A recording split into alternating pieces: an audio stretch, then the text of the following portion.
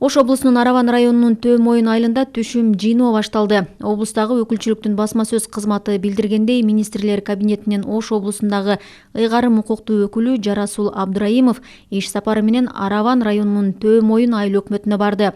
Облус башчысы дыйкандар менен жолугуп, суга суу жана экспортко чыгаруу маселеси боюнча сүйлөшүштү.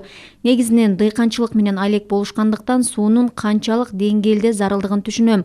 Араван районунун потенциалы абдан чоң. Жылына 2 жолу түшүм алган бул райондо жашылча жемиштердин түрлөрүн, мөмө жемиштерди, айрыкча кайналы бактарды көбөйтүп, Россияга экспорттоого мүмкүнчүлүк бар.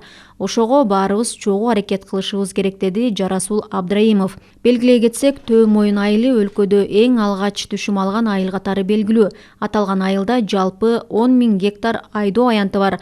Төө Моюнда гиляс, шабдалы, кайналы, дарбыз, коон, буудай өстүрүлөт. Сугат суу Ноокат районундагы Найман суу сактагыч аркылуу жана 10го жакын скважиналар аркылуу камсыз кылынат.